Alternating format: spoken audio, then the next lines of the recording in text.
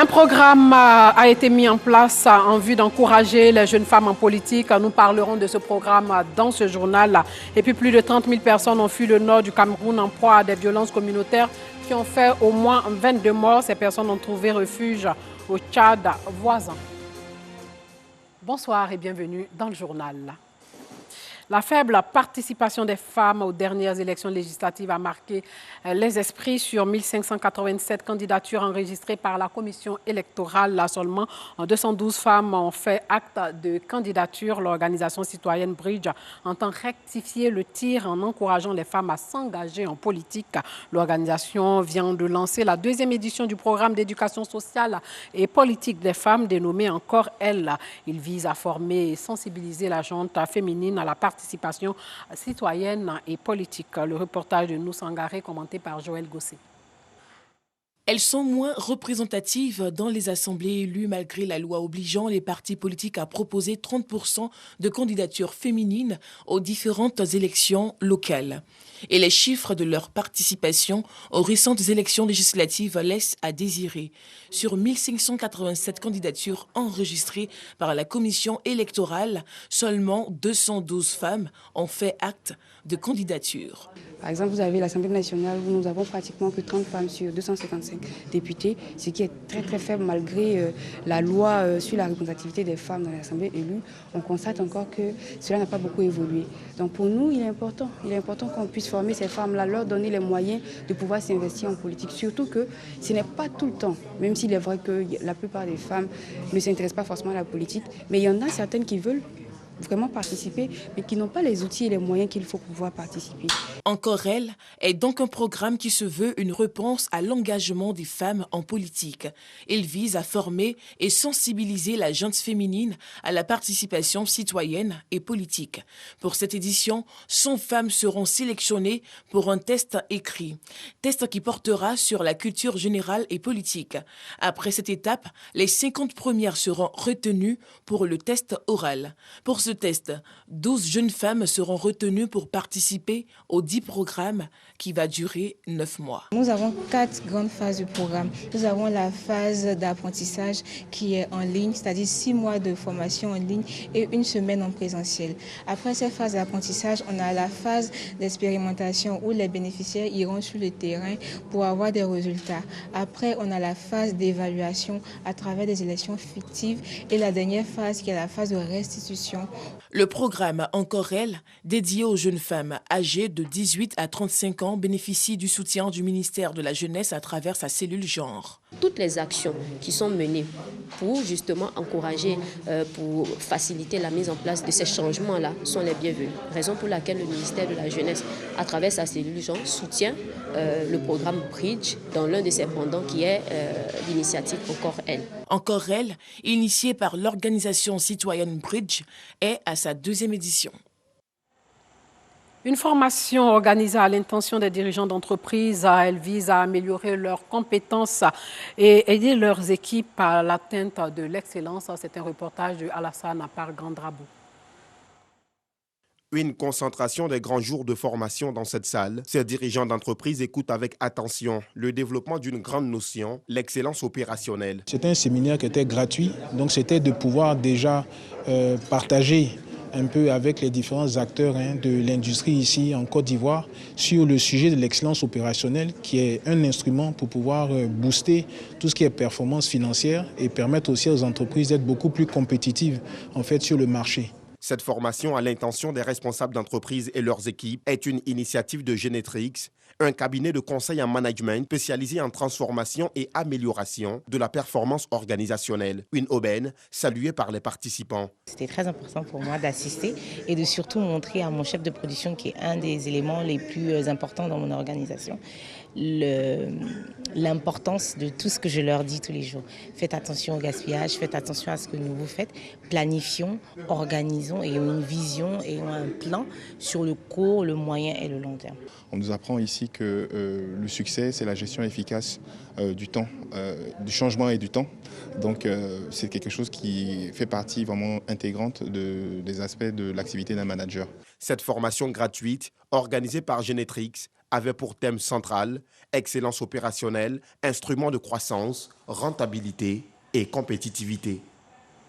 Première édition du Salon de la musique d'Abidjan. Cette première édition s'articule autour du thème musique et développement économique et social. Plus de 20 000 visiteurs étaient attendus à cet événement. Une édition meublée par des conférences, panels, démonstrations de talents, rencontres B2B, ateliers de formation, shows musicaux. Les fonds générés par ce salon vont servir non seulement à faire la promotion de la culture, mais également à venir en aide aux enfants en difficulté. Le Salon de la musique d'Abidjan, SAMA, se veut un cadre d'échange entre les artistes, leurs fans et les maisons de production. Pour les organisateurs, ce salon, le SAMA, vient pour redynamiser le monde artistique et culturel africain.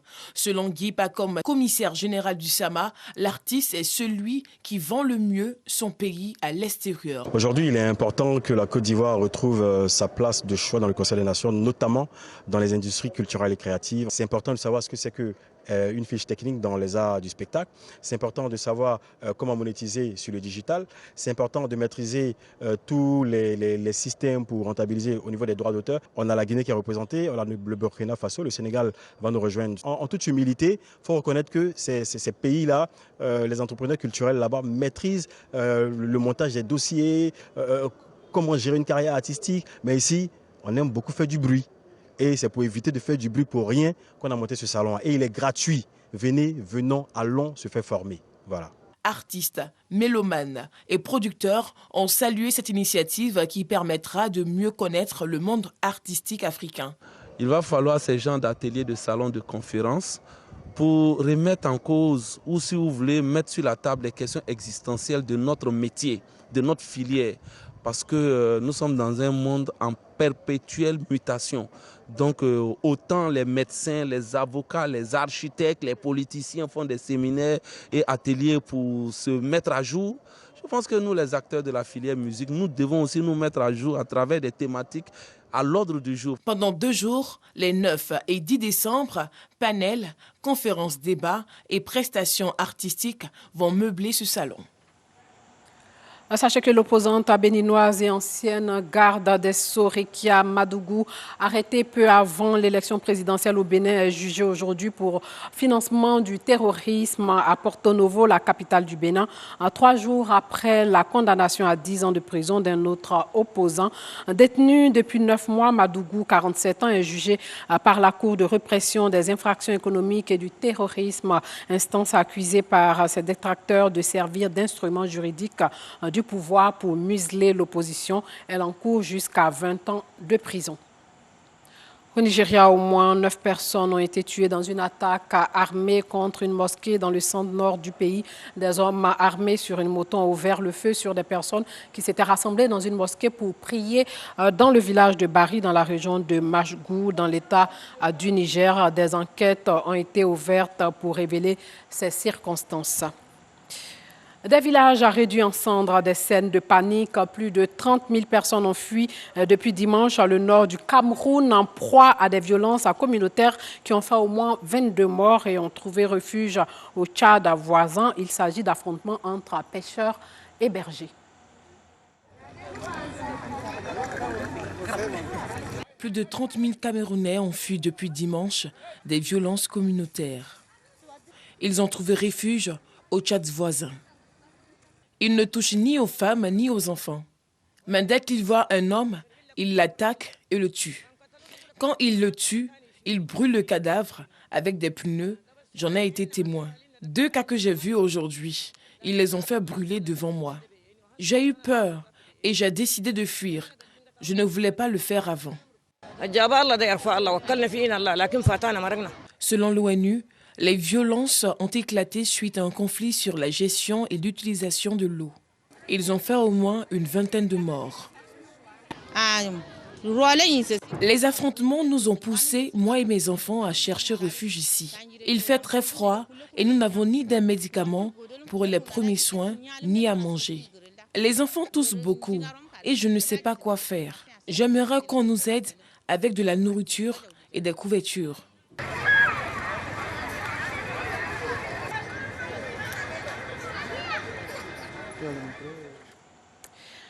En Éthiopie, pendant 4 mois, la Libella, une ville du nord de l'Éthiopie, a été occupée par les rebelles du Front de libération du Tigré. 4 mois de privation et de violence dont sortent tout juste ses habitants.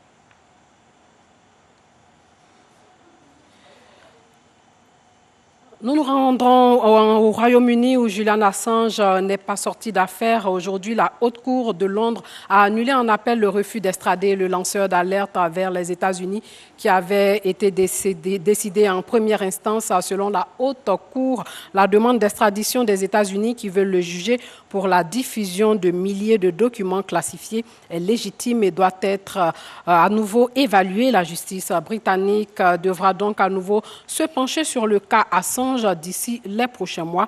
Les États-Unis reprochent à Julian Assange d'avoir diffusé à partir de 2010 plus de 700 000 documents classifiés sur les activités militaires et diplomatiques américaines, en particulier en Irak et en Afghanistan. Poursuivi notamment pour espionnage, il risque jusqu'à 175 ans de prison. On y va maintenant en Éthiopie. Pendant 4 mois, comme je le disais, Lalibela, une ville du nord de l'Éthiopie, a été occupée par les rebelles du Front de libération du Tigré. 4 mois de privation et de violence dont sortent tout juste ses habitants. Apparemment, le montage n'est pas encore terminé, mais avant de nous dire au revoir, nous allons vous parler de cette statistique qui font état d'une augmentation de 30% de cas de VBG documentés entre 2019 et 2021. Selon le rapport du système de gestion de l'information sur les violences basées sur le genre de 2020, 5405 cas ont été pris en charge, dont 822 cas de viol avec 631 cas sur mineurs et 2529 cas concernant les enfants de moins de 18 ans. 38 organismes et structures qui luttent contre les VBG ont participé à cette étude. L'ONG Tchelewoye, qui signifie Femmes, levons-nous en Sénoufo, compte mener des actions pour lutter efficacement contre ce fléau. Elle l'a fait savoir lors des 16 jours d'activisme initiés par le ministère de la Femme, de la Famille et de l'Enfant. Et sachez que 77 plateformes, plus de 1300 leaders communautaires et guides religieux et l'installation de 33 bureaux d'accueil genre au sein des commissariats, autant d'actions menées par les autorités pour mener la lutte contre les violences basées sur le genre. Nous reviendrons sur ce reportage de Joël Gosset dans nos prochaines éditions. Et on me fait dire que l'élément sur l'Éthiopie apparemment est prêt, si je me fie en tout cas aux techniciens à la réalisation. En Éthiopie, pendant 4 mois donc, Lalibela, une ville du nord du pays, a été occupée par les rebelles du Front de libération du Tigré. 4 mois de privation et de violence dont sortent tout juste ses habitants. Cette église monolithique millénaire revient de loin. Pendant 4 mois, les rebelles du Front de libération du Tigré ont occupé la ville classée au patrimoine mondial de l'UNESCO. Je crois en Dieu et j'avais la foi que rien ne se passerait dans ce lieu saint. Avec l'aide du père Stige, pas une seule balle n'a été tirée vers les églises. Il le respecte et la destruction n'a pas eu lieu grâce à lui. L'aéroport a été saccagé. Des maisons et des établissements de santé ont été pillés. Sans transport, électricité, banque ni communication, les habitants ont été coupés du monde. Les rebelles ont été chassés il y a quelques jours. Les gens souffraient et étaient humiliés. Et ils vivaient sous un fardeau. Ils ont commencé à se déplacer librement et à sortir après l'arrivée des miliciens et des forces spéciales d'Ambara qui ont célébré l'événement en tirant des coups de feu en l'air.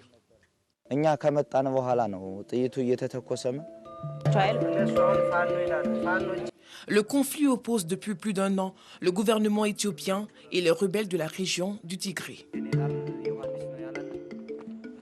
Voilà, c'est la fin de ce journal. Merci de l'avoir suivi et portez-vous bien.